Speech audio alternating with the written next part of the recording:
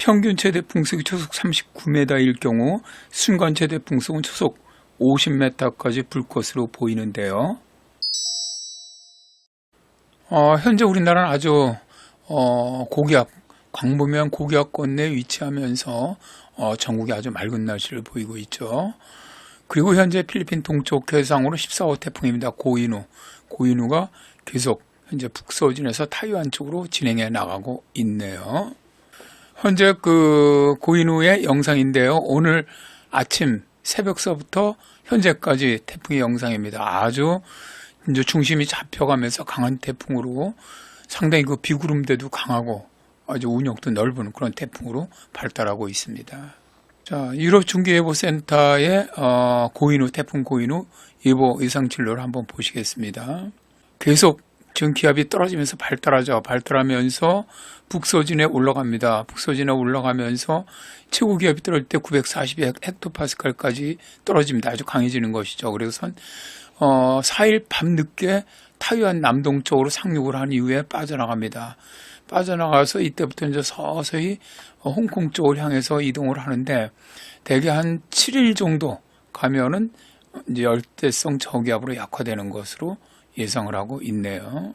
자, 한국기상청 예보입니다. 14호 태풍 고인우는 오늘 아침 9시에 오키나와 남쪽 820km 해상에서 매시 12km의 속도로 서북서진하고 있는데요. 현재 중심기압이 965 헥토파스칼, 중심 최대 풍속이 초속 37m의 강한 태풍입니다. 태풍은 이제 계속 발달하면서 북서진하는데요.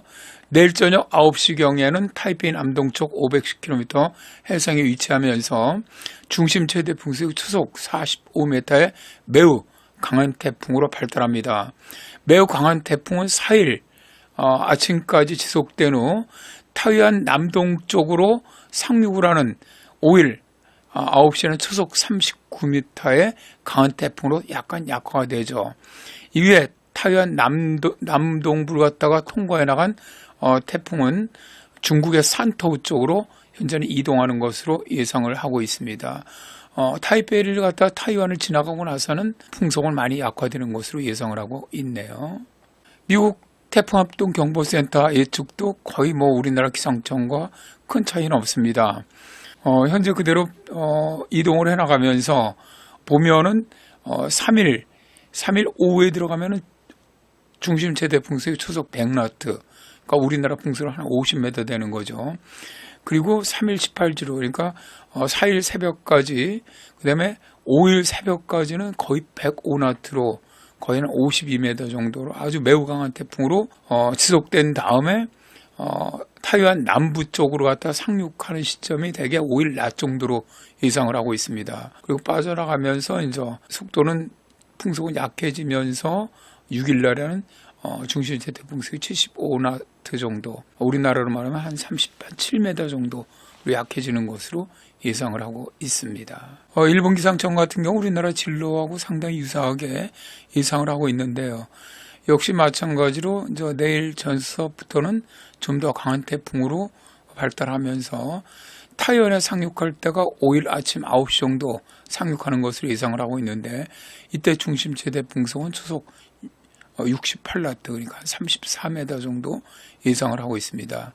그리고 빠져나가면서 7일에 산토우 쪽, 중국의 산토우 쪽으로 이동해 나가는 것으로 예상을 하고 있네요. 자, 이 태풍이 우리나라 쪽으로 혹은 일본 쪽으로 올라오지 않고 그대로 계속해서 북서진하는 이유를 어제 잠깐 말씀드렸지만은 가장 큰 이유는 뭐겠습니까? 결국 막아서는 벽이 있기 때문이죠. 그러니까 북태평양 고기압 상층이 아열대 고압대인데 다 티베트 고기압이나 아열대 고압대가 동쪽에서부터 서쪽으로 확장돼 왔습니다. 그리고 이때 또 서쪽으로부터 티베트 고기압도 같이 확장해 왔거든요. 그래서 지금 전체적으로 250 헥토파스칼 상층을 보면은 이 아열대 고압대가 상당히 광범위하게 위치하고 있음을 볼 수가 있습니다. 그래서 이 태풍을 싸고 올라오면서 이런 형태인데 이 태풍이 동쪽에서 막고 있으니까 동쪽으로 가지를 못하고 또 이쪽에서 티베트 고기압이 내려오면서 내려오는 기류가 생기죠. 그러다 보니까 결국 이 태풍은 이게 태풍입니다. 현재 태풍은 결국 이쪽으로 갈 수밖에 없는 것이죠. 자, 그런데 태풍이 왜 이렇게 강하게 발달을 하느냐 하면 말이죠. 현재 해수온도 보면은 태풍이 30도역입니다. 가장 붉은색이 30도역으로 계속해서 올라옵니다.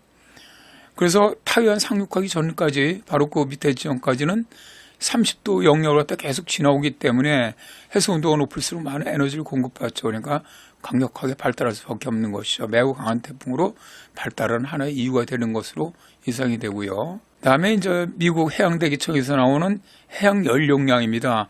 해양 연료량이 자 밑에서 보시면은 거의 가장 붉은색이 가장 높죠. 연료량이 큰 데가 되게 적도 쪽에 큽니다. 이 연료량이 큰 곳은 그만큼 많은 열 에너지를 갖다 공급해주기 때문에 태풍이 강력하게 발달하는데, 이번에 고인우 같은 경우도 중위도 15도 이상에서 발달해갖고 북상을 합니다만 계속 연료량이 강한 지역, 큰 지역 쪽으로 거의 150kJ 이상인 지역 쪽으로 현재 이동을 해오죠. 그래서 타이완 바로 그 직전까지도 해양 연료량이 아주 높은 지역이기 때문에 매우 강한 태풍으로 발달하는 것을 예상하는 것이죠. 자, 이게 이제 26도 온도가 몇 미터 깊이까지 있나? 그러니까 해수 온도입니다. 그럼 대개 현재 이 노란색 있는 건 한 130m 정도가 되죠.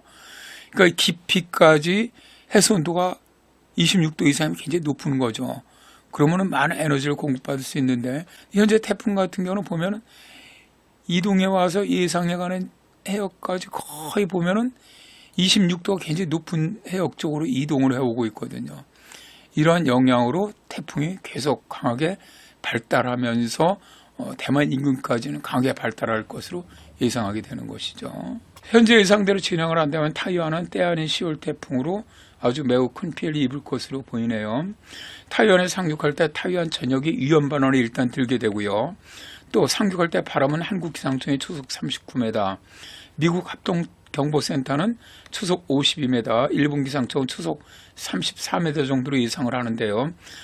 미국의 풍속이 강하게 예상하는 것은 일단 우리나라와 태풍 풍속을 결정하는 차이가 있기 때문이죠.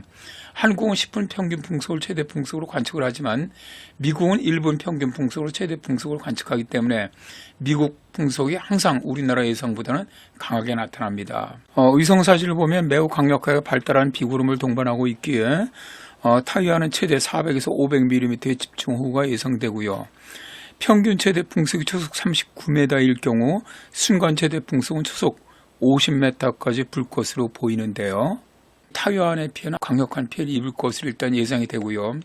타이완을 지나서 중국 남부 지역으로 가더라도 이 지역은 풍속은 좀 다소 약해지지만 호우 가능성이 매우 높을 것으로 보입니다.